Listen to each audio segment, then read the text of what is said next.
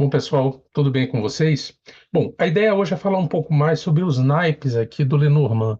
É um assunto que eu tenho estudado, tenho lido e tenho encontrado coisas bem interessantes. Então, resolvi trazer aqui para compartilhar aqui um pouco com vocês do que eu já vi, tá? Muitas das coisas interessantes, assim, em termos históricos que eu vi, vem de um livro aqui da Carla Souza. Deixa eu pegar aqui para mostrar para vocês, que é esse livro aqui.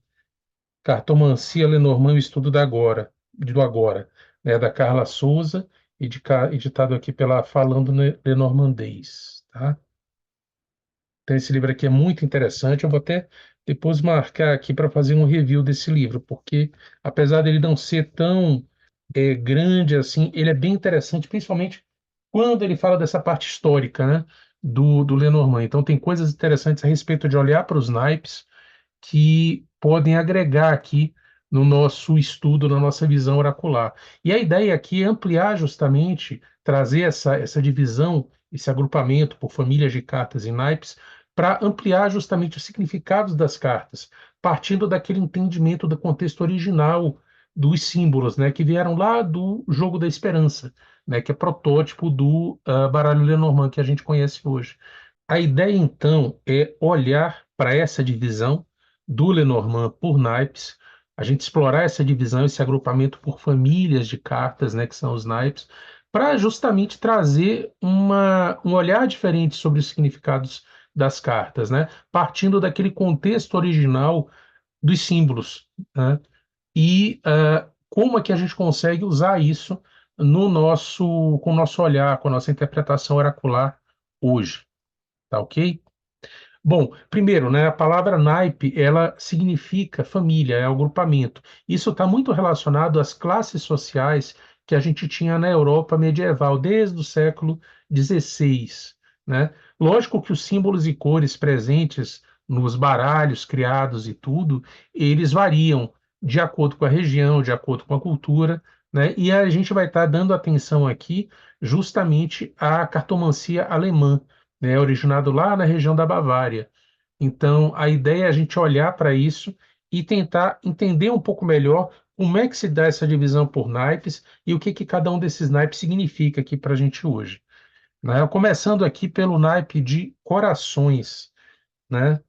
Eu depois vou falar um pouco sobre cada uma das cartas, mas assim, falando do naipe de corações, os corações estão relacionados justamente ao clero, associado ao clero.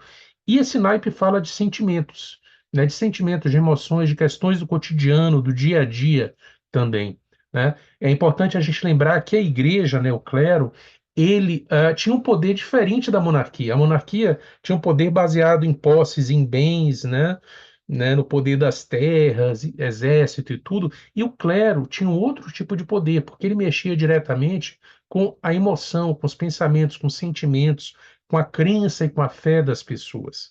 Então, esse naipe aqui está associado ao clero, e a gente vai falar um pouco sobre a questão do homem estar dentro desse naipe de corações, né? Porque a ideia dentro dessa visão cristã da igreja e tudo é que o homem é a pessoa, dentro da família, ele tem que manter a lealdade, a honra, né, daquela família, garantir a segurança emocional. A gente vai ver outros naipes aqui que tem a ver com essa questão desse cotidiano, né, do homem valoroso, né, que a igreja, né, trazia e que trabalha muito com valores como amizade, fidelidade, honra, enfim. O outro naipe que a gente vai olhar aqui é o naipe de ouros, né? Sinos dentro da cartomancia alemã. Esse naipe de ouros ele está relacionado à nobreza. Então, tem aquela coisa de ter o dinheiro, de ser rico, de ter terras, né? Então, ele fala muito sobre bens materiais e também sobre ganhos e perdas, né? Porque a nobreza ela podia perder tudo de um dia para o outro, assim como os donos de terra, né?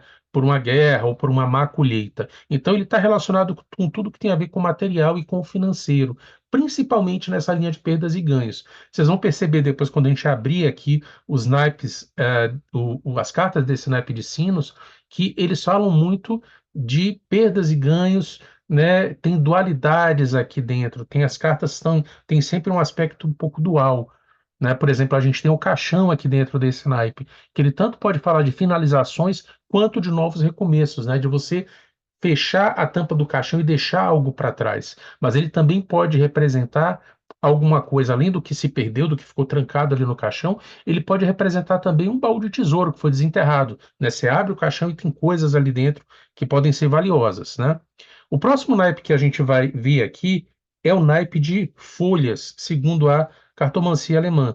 Né? Quando a gente olha para a cartomancia francesa, ele está relacionado ao naipe de espadas. E aqui já começam algumas diferenças, né? Porque a gente vai ver tanto em espadas quanto no naipe de paus que os significados mudam bastante da cartomancia francesa, né? E dos significados que a gente vê aí a partir do tarô e tudo, para o Lenormand.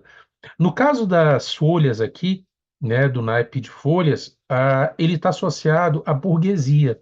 Então, está associado à parte da burguesia, ao comércio, aos comerciantes. Então, esse naipe fala muito sobre trocas, sobre vida social, sobre comunicação e também traz um aspecto de uma busca por alegria, por diversão, por prazeres. Ele, inclusive, ele é considerado o melhor naipe dentro dessa escola alemã, né? Então, ele fala muito sobre contatos, sobre encontros, sobre notícias, sobre festas, sobre beleza, né? E traz aqui como as, inclusive, a gente vai falar daqui a pouco sobre isso, a figura da mulher aqui, como as de folhas, as de espadas, o que para quem lê tarô é bem diferente, né? Bem estranho, né? O homem está no naipe de corações e a mulher está aqui justamente no naipe de espadas, que é um naipe mais mental, mais racional, mas tem toda a explicação que a gente vai explorar daqui a pouco, né? Principalmente naquela linha de que a mulher estando aqui, ela é que pensava e organizava as festas nas casas, nos jardins, ela que lidava com os contatos sociais,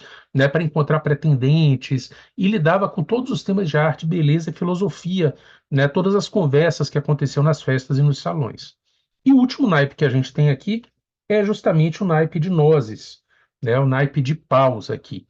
Esse naipe aqui é um naipe que está associado aos trabalhadores e aos escravos. Então, ele fala muito sobre sofrimentos e sobre privações, né? Ele traz muito temas a respeito de perdas, de trapaças, de conflitos, de traições, de problemas. Então, ele reflete muito a vida dura das pessoas mais pobres e das situações às quais essas pessoas tinham que se submeter.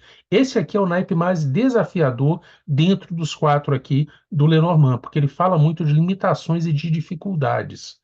Né? Inclusive, o ás aqui desse naipe, que é a aliança, a gente hoje costuma associar a aliança, o anel, a relacionamentos, mas na verdade, dentro do contexto do Lenormand, ele está falando mais de relações contratuais, de compromissos, né?